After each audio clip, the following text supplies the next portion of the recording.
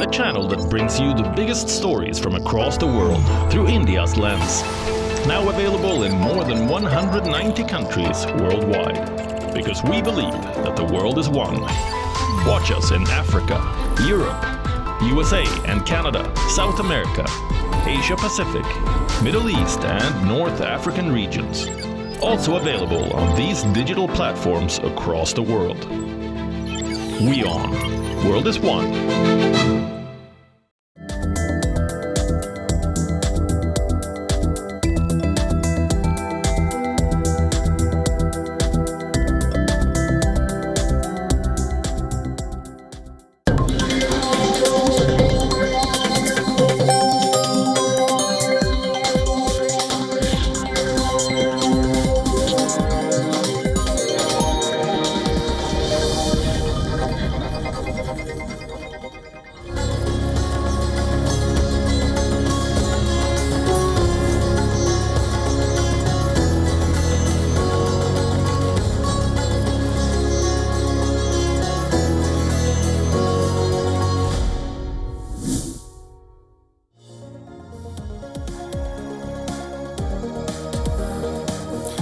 It is the first day of April 2025 and this is Race to Power and WION World is One. Thank you for joining us, American Joker. Europe claims it is ready for Trump's 2nd of April D-Day. The bloc says it has a lot of cards that can be leveraged to negotiate and if needed, push back against Trump's plan to impose sweeping reciprocal tariffs on all trading partners. And in France, far-right leader Marine Le Pen, who was convicted yesterday, is completely unfazed. She attended the session in the National Assembly, which is the French Parliament's lower house. Le Pen called the court's verdict an attempt to stop her from winning the 2027 presidential election. Welcome to the show. Now, before we begin, let's cut across to the U.S. Senate, where Democrat Senator Cory Booker has been making a marathon speech since Monday night. It has been more than 14 hours since Booker took the podium and began his address against President Donald Trump. The problems of our nation, to cobble together the common ground of this country on immigration. No, he is not acting like that. He is using language like presidential primacy. He's defending his corrupt practices in immigration by saying things like presidential primacy. He's invoking the Alien Enemies Act. He's evoking the Alien Enemies Act, an act from the 1700s to deny due process, which Anton Scalia, a textualist, says that whether you're born in this country or not, you have due process here. The Constitution states only one thing twice. Both the 5th and the 14th Amendments say that no one, not no citizen, no one shall be deprived of liberty or property without due process of law. And yet this president is disappearing people. And as we documented here, disappearing the wrong people. As we documented here, detaining unjustly Americans, separating families, all while pushing his agenda and doing things that the values of people on both sides of this aisle don't believe in, like stopping the investigation of children for alleged sexual molestation. This is wrong. And I sat down with some of the advocates who were telling me and who were trying to fight to stop the law from being broken, and they scared me, Dick Durbin. Because they said what I said on this floor: if someone is willing to violate the Constitution for some, it endangers the constitutional rights for us all. Do not think this is, those people. If they are violating rights of some, it is a threat to the rights of all. I am standing here because of a national crisis that is growing. We talked about Social Security. We talked about health care. We talked about education. This is a crisis for us. And this is what the person said. They talked about the Insurrection Act. They've been hearing people in the administration talk about the Well, insurrection. Mr. Booker, the New Jersey Democrat, began speaking at 7 p.m. local time on Monday. The speech appeared to be part of an attempt by Democrats to retake the initiative and more assertively oppose President Trump. The senator divided his remarks into sections focused on an aspect of the administration's policies, including on healthcare, education, immigration, and national security.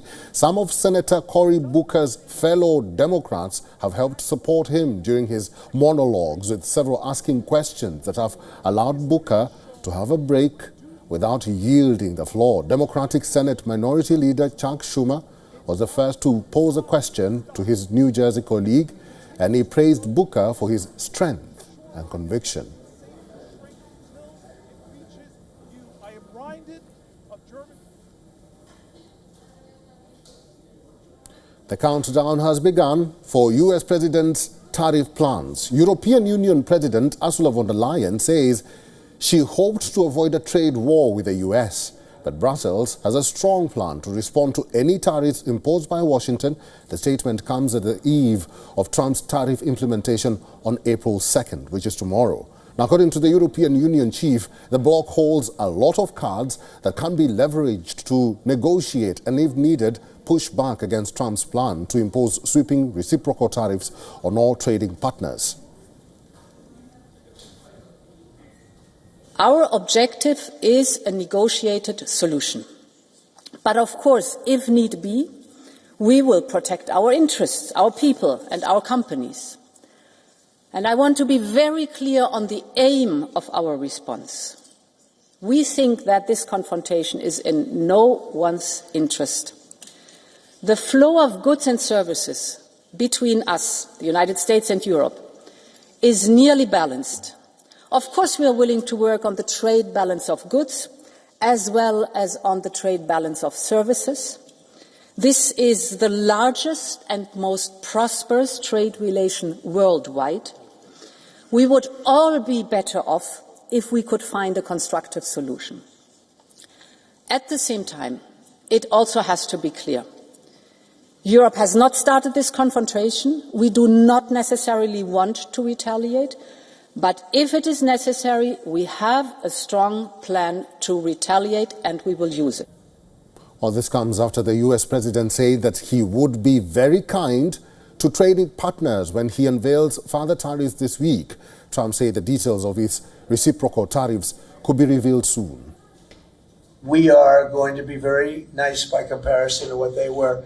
The numbers will be lower than what they've been charging us, and in some cases maybe substantially lower, but we sort of have a world obligation perhaps. But we're going to be very nice. Relatively speaking, we're going to be very kind. The Wall Street Journal reported Sunday that advisors have considered imposing global tariffs of up to 20% to hit almost all U.S. trading partners. Trump said that he was not concerned that the new tariffs could push some of the United States' closest allies to work with China. He also made a big claim about India, saying he has heard that India is likely to drop tariffs substantially. New Delhi has made no official statement on dropping tariff rates. I think I heard that India just a little while ago is going to be dropping its tariffs very substantially. And I said, why didn't somebody do this a long time ago? The president insists that reciprocal action is needed because the world's biggest economy has been ripped off by every country in the world. Trump, who has promised Liberation Day for the United States on April 2nd, used a new term for his planned tariffs. I think this is going to be an amazing, I call it a lot of different names, but it's really, in a sense, it's a rebirth of a country, because how we could have afforded to do what we did, we help everybody and they don't help us. Market nervousness has intensified after Trump said on Sunday his tariffs would include all countries. Earlier, White House Press Secretary Caroline Leavitt had told reporters that the goal on Wednesday would be to announce country-based tariffs, although Trump remains committed to imposing separate sector-specific charges.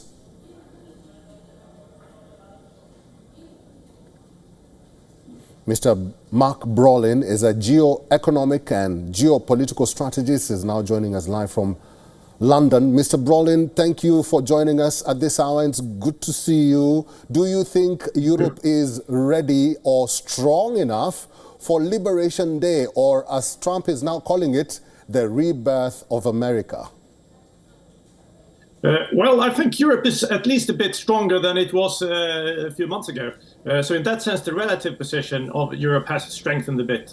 And I think that is in the back of Europe. They are much better prepared.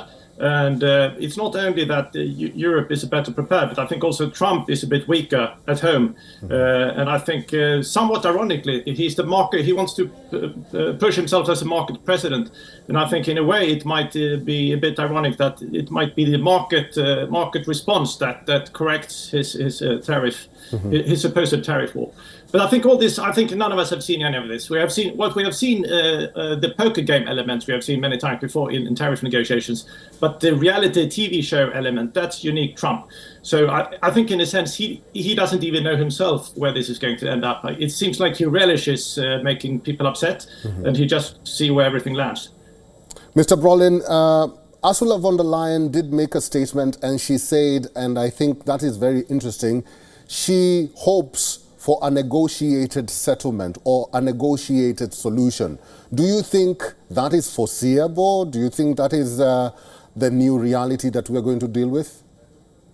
I actually think so, yes. I think you can see almost Europe and US as an old married couple, and they can be quarreling sometimes, but at the end of the day, I mean, these rows can be very rowdy, but at the end of the day, mutual interest, that's a lot quieter, but it usually ends up in a quiet solution. So I think we might have a few more phases of the tariff bluster, but I think we already are seeing a bit of de-escalation, possibly already tomorrow, but if not, I think following a few more weeks. I think we have frantic negotiations ongoing as we speak, so I think it could be de-escalating very soon. And again, if not tomorrow, I think in a few more weeks there will be some sort of new things. I think it's in really nobody's interest to have this big war. And I think also now when Trump was mentioning India, I think if India, Europe and US could somehow unite together, and I think Trump's big goal is to sort of isolate China. If that could happen, I think that's a more likely scenario actually than a tariff war between the three parties I mentioned. Mr. Mark Brolin, as we wind up this conversation very quickly, in your own words, what do you think about Liberation Day, or now the rebirth of America? Well, I mean that's again that's a big PR gimmick in a way. He does have actually a point. People are so upset about him, but sometimes there are good points to his rhetoric, and there is one that Europe has been much more protectionist than the US has been.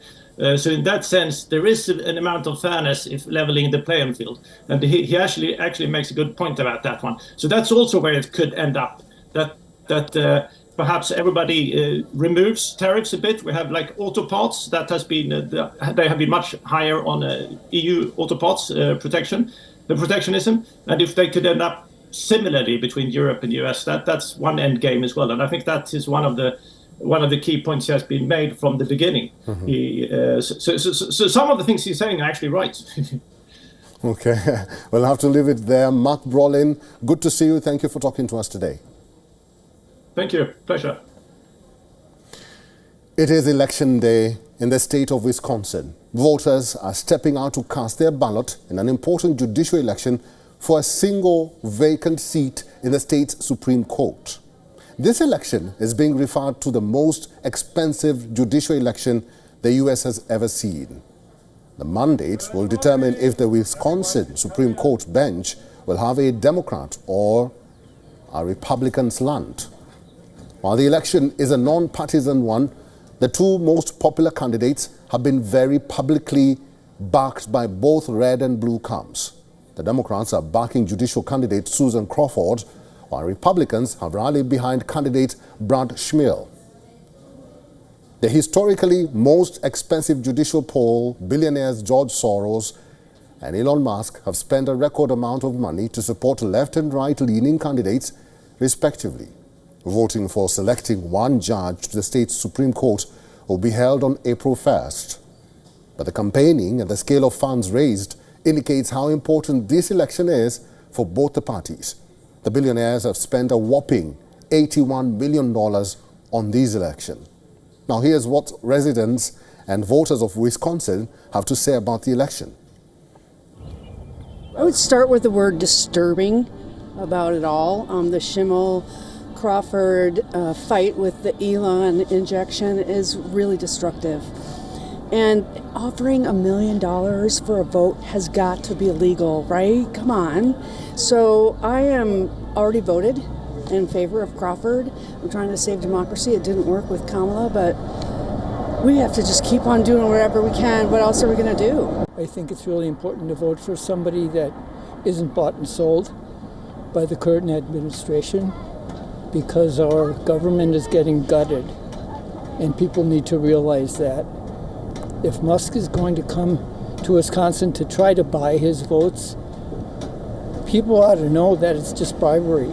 I'd say it's more anti-Trump, but there's definitely a lot of people here that are pro-Trump, so I'd say it's definitely really divided, and right now I think it's probably leaning towards anti-Trump.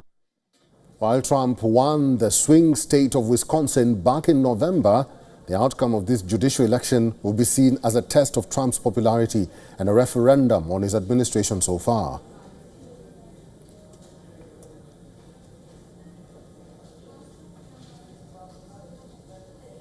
And for the latest on that election, our correspondent Susan Teherani has sent us this report from New York.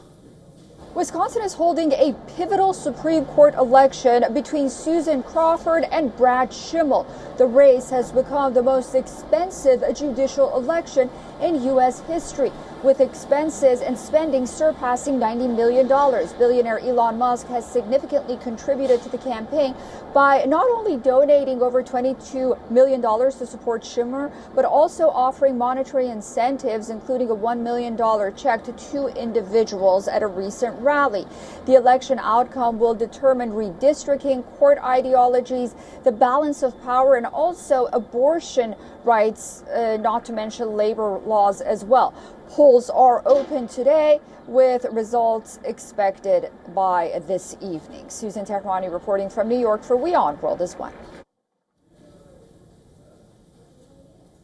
French lawmakers are in Parliament for a weekly session, but this one is different. The ongoing session has convened one day after court-convicted National Rally leader Marine Le Pen. Le Pen is attending the session in the National Assembly, which is the French Parliament's lower house. Ahead of the National Assembly session, the far-right leader called the court's verdict an attempt to stop her from winning the 2027 presidential election. Le système a sorti la bombe nucléaire. The system dropped a nuclear bomb. The reason it's using such a powerful weapon against us is obviously because we're about to win the election.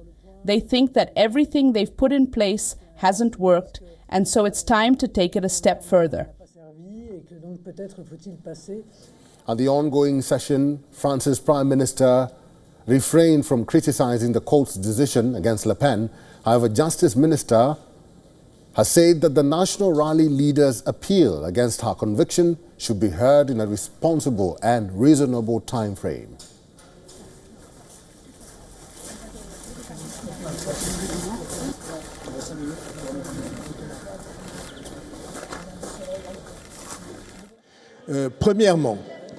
First, there is no possibility, especially for a government official, to criticize a judicial decision. I even believe that we do not have the right to do so. On Monday, a French court barred Le Pen from attending and standing for public office for 5 years after finding her guilty of embezzling public funds over a fake job scam at the European Parliament. Le Pen, the RN, and 8 others were found guilty of diverting European Parliament funds to pay France-based party staff. The defendants were not accused of pocketing the money, but rather of using EU funds to the benefit of their party. The ruling throws into doubt her bid to stand for president in 2027 elections, despite being a frontrunner in opinion polls. Further, she has been sentenced to 4 years in prison, which is to be served with electronic tags. Le Pen left the Paris court before the full sentencing was even read out.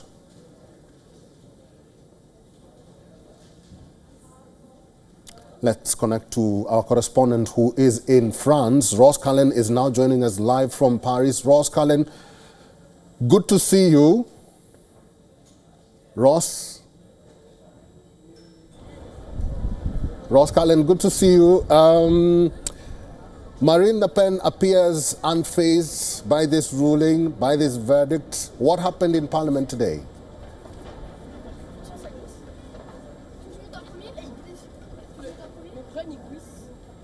Well, Marine Le Pen and Jordan Bardella held a party meeting a little bit earlier, and that was their first chance to officially address the media today, Tuesday, one day after that verdict and that sentencing had been announced by the Paris High Court. And Jordan Bardella said that we are calling on people to be outraged. There will be another chance for a wider meeting, potentially party officials and some selected members of the public on Sunday here in Paris. Marine Le Pen, when she spoke, she said that we will not let the election be stolen from the French people. The French people are those who choose their leaders. She said that we will use every means at our disposal to fight this verdict, to fight the sentence, and indeed they have called for an appeal. And this afternoon, just in the last hour, the Justice Minister Gérald Darmanin has said that he does believe that it will be reasonable for that appeal to take place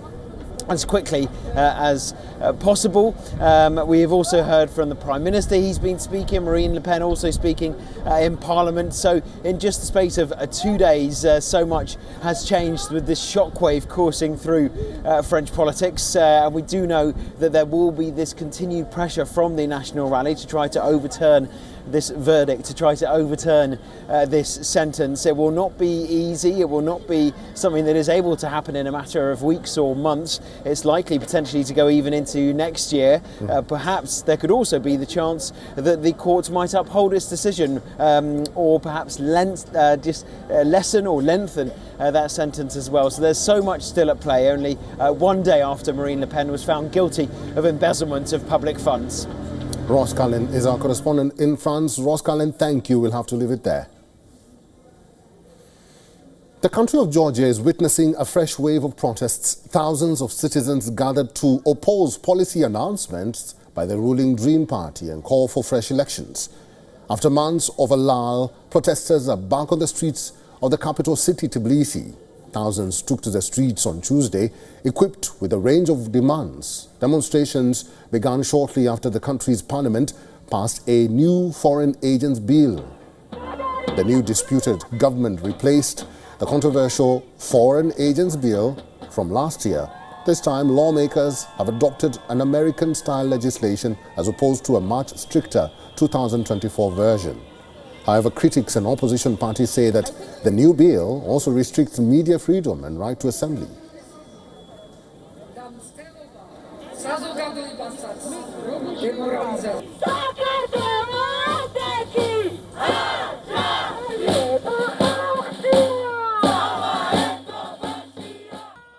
The government response, which is only repression, is showing that they are not so solid on their feet, and this protest won't go anywhere. So we have a standoff, and in the standoff, Georgian people are always the stronger. I think the fundamental freedoms that my parents have been fighting for decades is really at stake. I grew up listening to my mother and my dad talking about how they were protesting, how they lost their friends in the battle against the Russian regime. Georgia has been witnessing protests since May last year. First, mass demonstrations began after the then government passed a foreign agent bill, which opposition slammed as a pro-Russia law that will be used to crack down on dissent and political opponents. Shortly after, Georgia went to polls, but the opposition contested the mandate after the ruling Dream Party claimed victory. More protests ensued when the new government halted Georgia's bid to become a member of the European Union. The bid for accession remains suspended till 2028.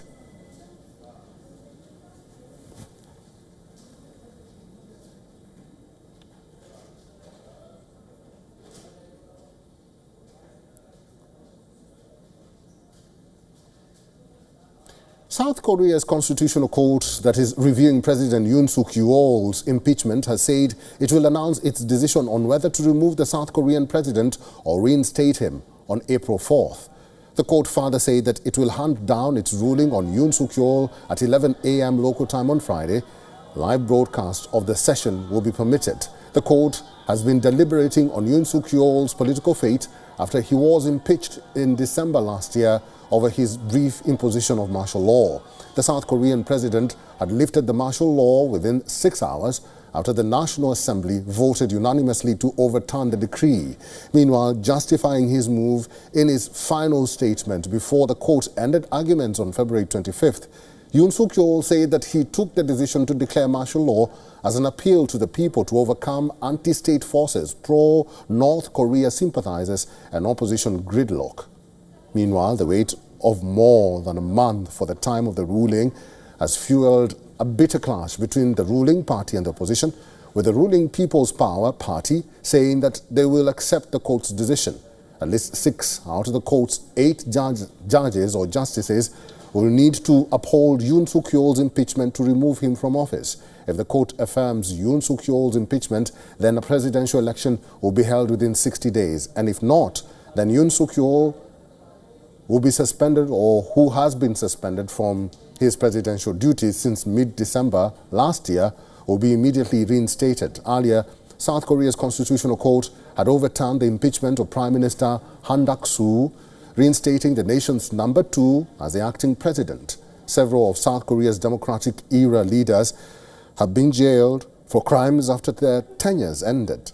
Yoon Suk Yeol is the first president to be prosecuted while still in office.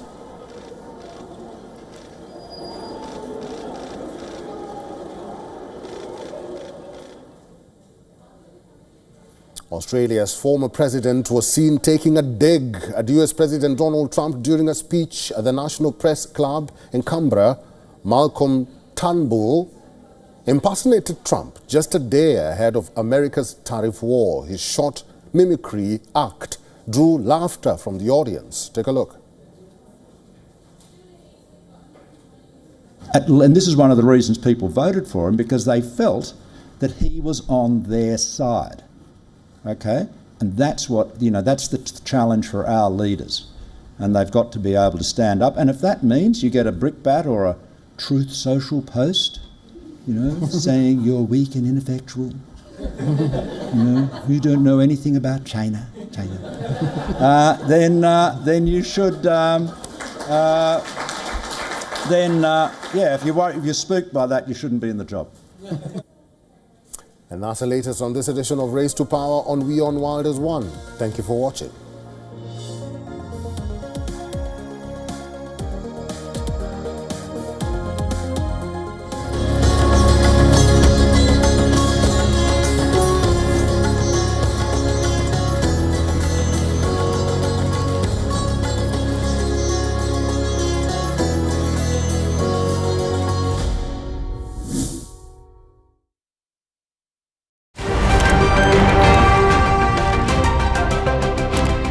Ready to dive into your daily dose of